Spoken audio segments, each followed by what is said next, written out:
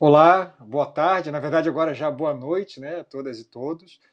Para quem está acompanhando só agora, chegou agora no evento, eu sou Antônio Góes, colunista do Jornal Globo, e a gente vai dar continuidade ao Educação 360, o webinar internacional. Eu convido todos vocês a assistir agora o depoimento da Jara Dean-Coffey. Ela é fundadora e diretora da Equitable Evaluation Initiative. Nos últimos 25 anos, tem realizado parcerias para levar o entendimento coletivo sobre a relação entre valor, contexto, estratégia e avaliação, e mudando suas práticas de modo que esses profissionais possam ser mais assertivos no trabalho pela equidade na educação.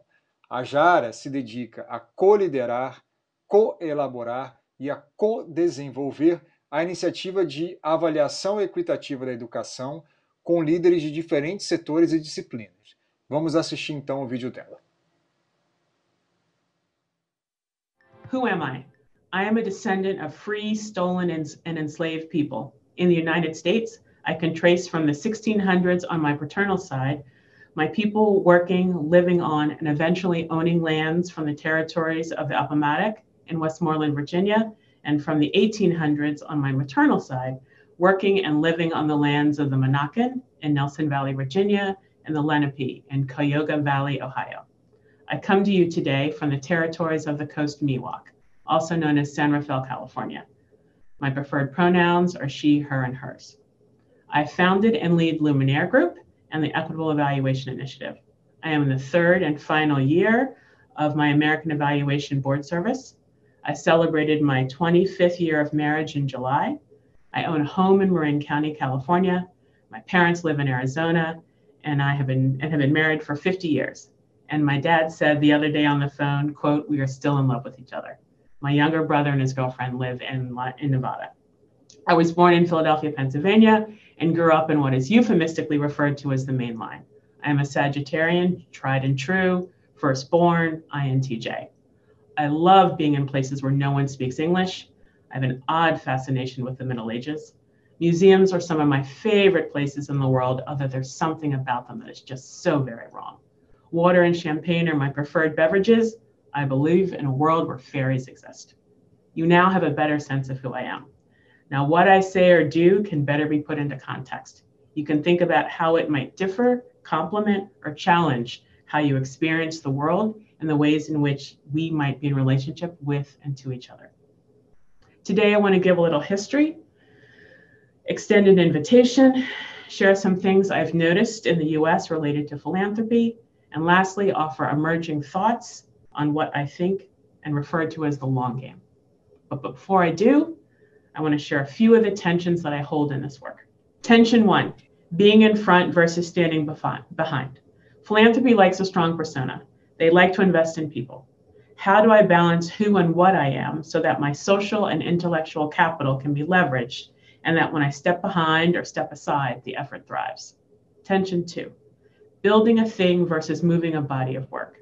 There are some realities of the philanthropic sector in terms of the vehicles necessary to establish credibility, secure resources, and have sufficient reach.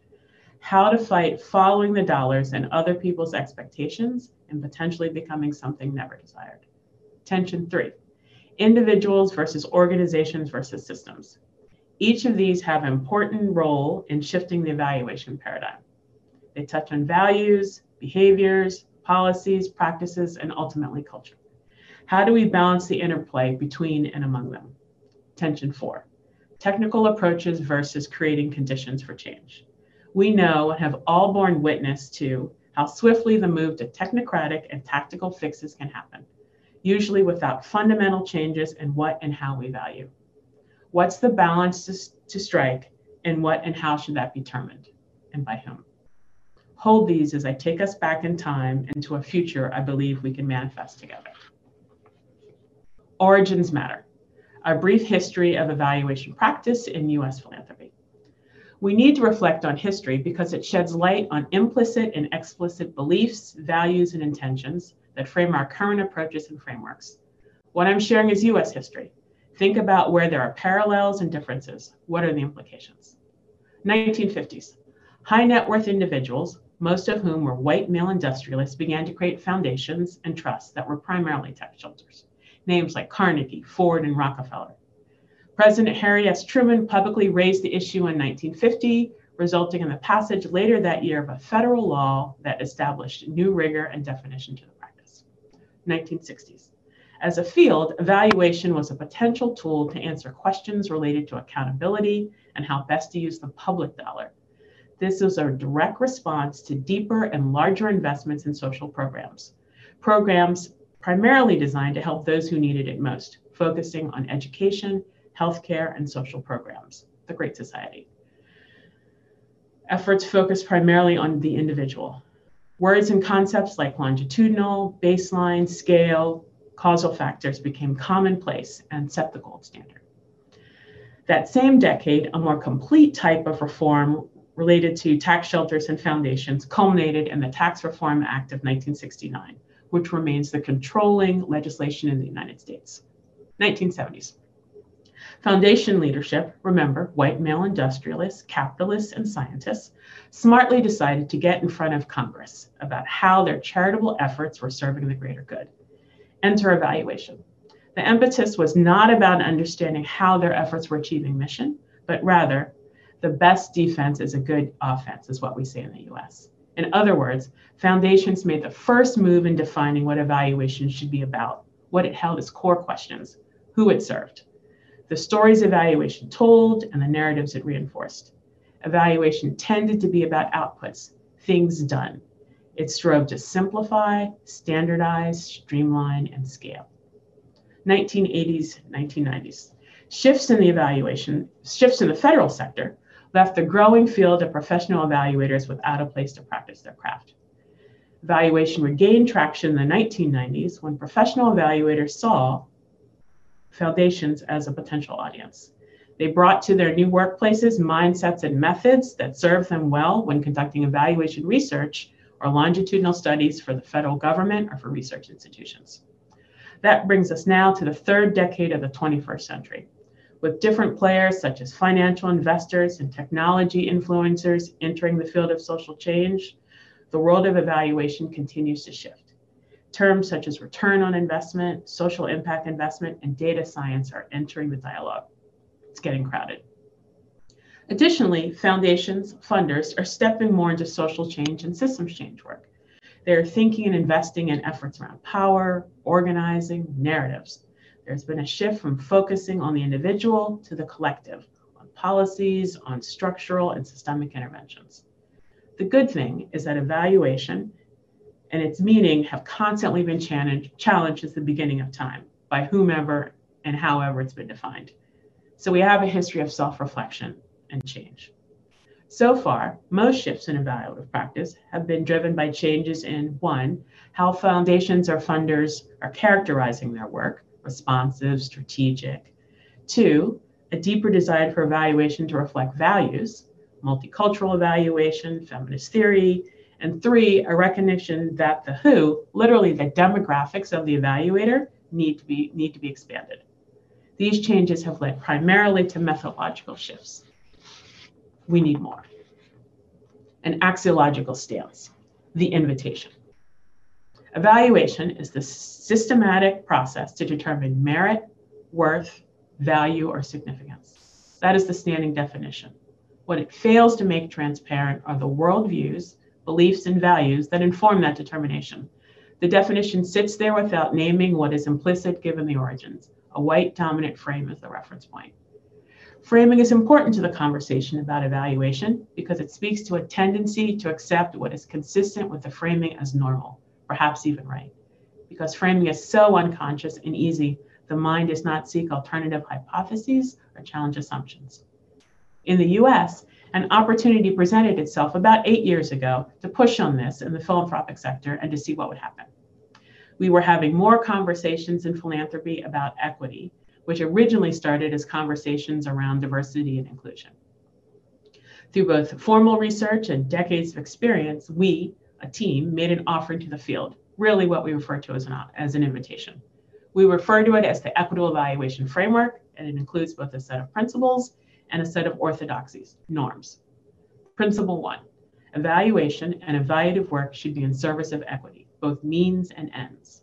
Principle 2, Evaluative work should be designed and implemented commensurate with the values underlying equity, multicultural validity, and participant ownership. Principle 3, evaluative work can and should answer critical questions about historic and systemic factors, the ways in which strategy affects underlying drivers, and the current context. It puts evaluation in service of something, in this case, equity, and perhaps even justice and liberation. And even if you're not ready for principle 1, the other 2 principles offer entry points to raising our bar on validity and stopping evaluation research from being the extractionary act it often is. We take the knowledge and experience of others, claiming it as our own with certainty and a fair amount of ignorance. It does not serve the world nor the field. We are out of touch. If you believe and can stand by principle 1, it's an axiological shift. It changes everything. If your heart and mind understand the roots of the US, then it's a logical next step. It becomes your responsibility to imagine a different evaluation paradigm, one that honors and holds value and validates everyone's truth, embraces complexity, and makes rigor be about relevance and use. So what's happening in the US that makes this possible? 3 things come to mind. First, there is an awakening. The ways in which patriarchy, white supremacy, and capitalism in the US have permeated and distorted all that is possible. This has had a particular impact on Black and Indigenous peoples who have been systematically prevented from thriving, and yet their labor, bodies, and land have built the wealth of the US, primarily that of white people. State-sanctioned murder by law enforcement of often unarmed or legally armed Black people on the streets, caught on audio, video, and in their homes, have brought this to new light in new ways. Breonna Taylor, George Floyd, Elijah McCain, Bree Black, Aisha Hudson, and so many more. Second, there is an increasing and more critical attention, rightfully so, to the role that philanthropy has and could play in response to the global pandemic and structural racism. There is less attention, however, on the ways in which consultants and evaluators are complicit, intentionally or not, in a way of thinking about evaluation that perpetuates perspectives and thus data and information that makes some folks more human and better than others. There is less discussion about the power we hold and how we use it. Lastly, there is increasing acknowledgement of the need for the weaving of intersectionality, complexity, and systems thinking into evaluative work. This will help us better describe, document, and understand the multiplicity of truths, perspectives, and experiences of people. This will help us in turn create new policies, systems, and practices, ones that honor and value all lives, particularly those of Black, Indigenous, and non-binary people. These 3 things are what Adrienne Marie Brown would call a shock, a significant opening, a reckoning, which creates the opportunity for shifts. I want to close with the long game. It's about more than evaluation, what I desire. It's a big one. I think philanthropy has the power and opportunity to democratize knowledge generation, that it has the ability to deepen our critical consciousness per Freire, Baldwin, Morrison, Lord, to move us towards being a civil society. Evaluation has a role in that it is one of the ways in which we create and legitimize knowledge. The stories we've been told, taught, and the narrative reinforced in the media and the news are lies at worst and at best partial truths presented with certainty. Our research, our medical knowledge, everything we've been told is true, perpetuates a worldview that not only denies the humanity of whole groups of people, but it also means we don't really understand what we need to in the 21st century. Philanthropic evaluative practice is not separate, but is part of systems and structures that determine what matters and who matters. It shapes how we see and how we understand one another in the contexts and systems that shape our world. Here's what I know. The rules of the game need to change. No, the game and its rules need to change. It was a game and is a game created by a select few whose rules have determined what we consider evidence and what we believe to be valid.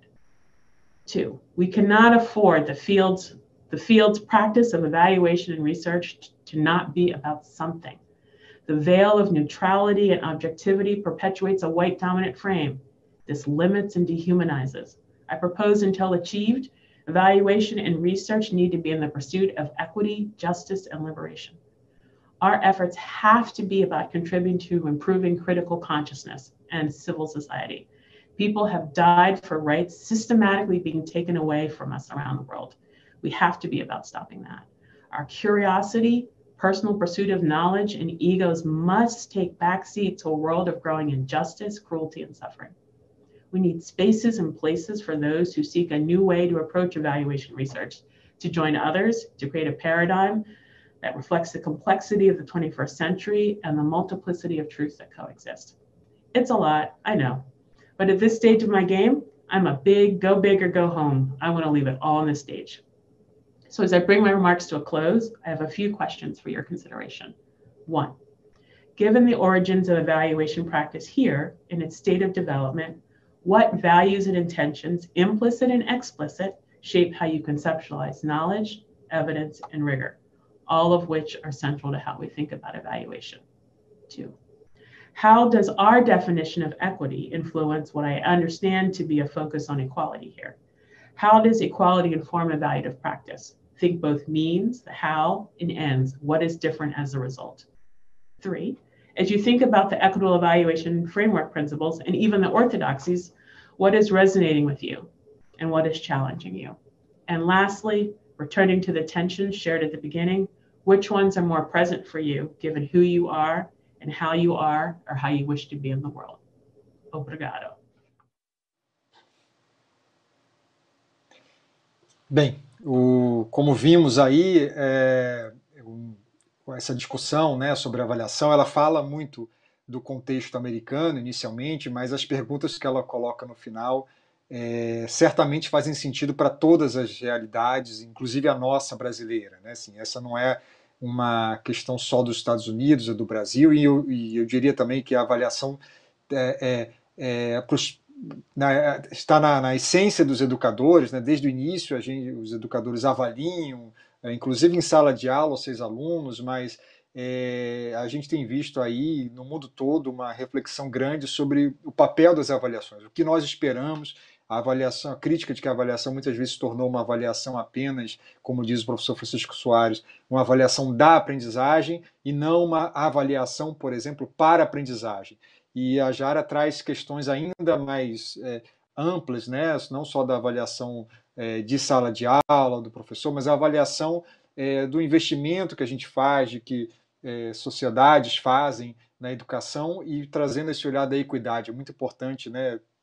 Contestar refletir sobre essa questão da suposta neutralidade dos nossos instrumentos vivos, e tem muita coisa a ser discutida, inclusive no contexto brasileiro. Então, eu acho que ela deixa aí perguntas que ficam para a gente, e novas perguntas vão ser formuladas daqui a pouco, quando a gente voltar com uma das grandes estrelas também desse evento, dessa tarde, o professor Mário Sérgio Cortella. A gente vai fazer um breve intervalo, lembrando que vocês podem acessar nas salas virtuais aí, navegar um pouco nesse intervalo por essas salas. Eu volto com o professor Mário Sérgio Cortella, a gente vai ter oportunidade para perguntas, então conto com vocês, daqui a pouco estamos de volta. Tchau, tchau.